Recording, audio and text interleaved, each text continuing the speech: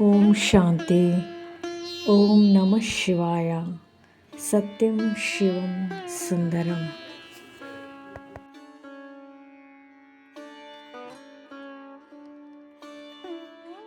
ವಾಣಿ date 29/11/2025. ಪ್ರಾತಃ ಮುರಳಿ. ಓಂ ಶಾಂತಿ. ಬಾಪ್ ದಾದಾ ಮಧುಬನ. ಮಧುರ ಮಕ್ಕಳೇ, ನೀವು ಸತ್ಯವಾದ ರಾಜ ಋಷಿಗಳಾಗಿದ್ದೀರಿ. ನಿಮ್ಮ ಕರ್ತವ್ಯವಾಗಿದೆ ತಪಸ್ಸು ಮಾಡುವುದು. ತಪಸ್ಸಿನಿಂದಲೇ ಪೂಜೆಗೆ ಯೋಗ್ಯರಾಗುವಿರಿ. ಪ್ರಶ್ನೆ: ಯಾವ ಪುರುಷಾರ್ಥವು ಸದಾ ಕಾಲಕ್ಕಾಗಿ ಪೂಜೆಗೆ ಯೋಗ್ಯರನ್ನಾಗಿ ಮಾಡಿ ಬಿಡುತ್ತದೆ? ಉತ್ತರ: ಆತ್ಮಜ್ಯೋತಿಯನ್ನು ಬೆಳಗಿಸುವ ಮತ್ತು ತಮೋ ಪ್ರಧಾನ ಆತ್ಮವನ್ನು ಸತೋ ಪ್ರಧಾನವನ್ನಾಗಿ ಮಾಡುವ ಪುರುಷಾರ್ಥ ಮಾಡಿ. ಆಗ ಸದಾ ಕಾಲಕ್ಕಾಗಿ ಪೂಜೆಗೆ ಯೋಗ್ಯರಾಗಿ ಬಿಡುವಿರಿ. ಯಾರು ಈಗ ಹುಡುಗಾಟಿಕೆ ಮಾಡುವರೋ ಅವರು ಬಹಳ ಅಳುತ್ತಾರೆ. ಒಂದು ವೇಳೆ ಪುರುಷಾರ್ಥ ಮಾಡಿ ತೇರ್ಗಡೆಯಾಗಲಿಲ್ಲ, ಧರ್ಮರಾಜನ ಶಿಕ್ಷೆಯನ್ನು ಅನುಭವಿಸುವವರು ತಲೆ ಎತ್ತಲು ಸಾಧ್ಯವಿಲ್ಲ.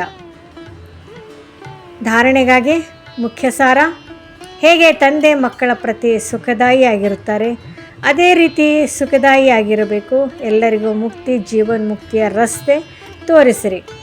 ದೇಹಿ ಅಭಿಮಾನಿಯಾಗುವ ತಪಸ್ಸೆ ಮಾಡಬೇಕು. ಈ ಹಳೆಯ ಛೀ ಪ್ರಪಂಚದಿಂದ ಬೇಹದ್ದಿನ ವೈರಾಗ್ಯಗಳಾಗಬೇಕು. ವರದಾನ: ಪ್ರತಿಯೊಬ್ಬರ ವಿಶೇಷತೆಯನ್ನು ಸ್ಮೃತಿಯಲ್ಲಿಡುತ್ತಾ ನಿಷ್ಠಾವಂತರಾಗಿ ಏಕಮತ ಸಂಘಟನೆ ಮಾಡುವಂತಹ ಸರ್ವರ ಶುಭ ಚಿಂತಕ ಭವ. ಡ್ರಾಮಾನುಸಾರ ಪ್ರತಿಯೊಬ್ಬರಿಗೂ ಒಂದಲ್ಲ ಒಂದು ವಿಶೇಷತೆ ಅವಶ್ಯವಾಗಿ ಪ್ರಾಪ್ತಿಯಾಗಿದೆ. ಆ ವಿಶೇಷತೆಯನ್ನು ಕಾರ್ಯದಲ್ಲಿ ತೊಡಗಿಸಿ ಹಾಗೂ ಅನ್ಯರ ವಿಶೇಷತೆಗಳನ್ನು ನೋಡಿ. ಒಬ್ಬರನ್ನೊಬ್ಬರಲ್ಲಿ ನಿಷ್ಠಾವಂತರಾಗಿದ್ದಾಗ ಅವರ ಮತಗಳು, ಮಾತುಗಳು, ಭಾವ ಬದಲಾಗಿ ಬಿಡುವುದು. ಯಾವಾಗ ಪ್ರತಿಯೊಬ್ಬರ ವಿಶೇಷತೆಗಳನ್ನು ನೋಡುತ್ತಿದ್ದಾಗ ಅನೇಕರಿದ್ದರೂ ಸಹ ಒಬ್ಬರಾಗಿ ಕಾಣುತ್ತಾರೆ. ಏಕಮತ ಸಂಘಟನೆಯಾಗಿ ಬಿಡುವುದು. ಯಾರಾದರೂ ಯಾರದೇ ಜ್ಞಾನಿಯ ಮಾತನ್ನು ತಿಳಿಸಿದಾಗ ಅವರಿಗೆ ಗುತ್ತಿಗೆ ಕೊಡುವುದರ ಬದಲು ಹೇಳುವವರ ರೂಪವನ್ನು ಪರಿವರ್ತನೆ ಮಾಡಿಬಿಡಿ. ಆಗ ಹೇಳಲಾಗುವುದು ಶುಭ ಚಿಂತಕ.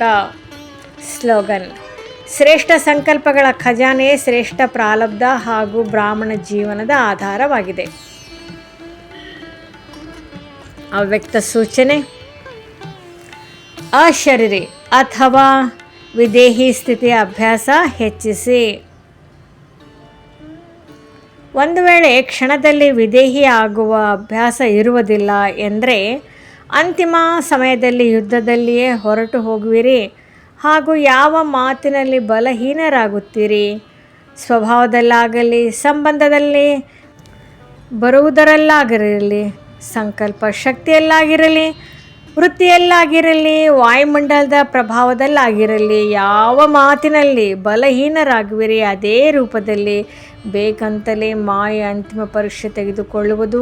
ಆದ್ದರಿಂದಲೇ ವಿದೇಹಿ ಆಗುವ ಅಭ್ಯಾಸ ಬಹಳ ಅವಶ್ಯಕವಾಗಿದೆ. ಓಂ ಶಾಂತಿ.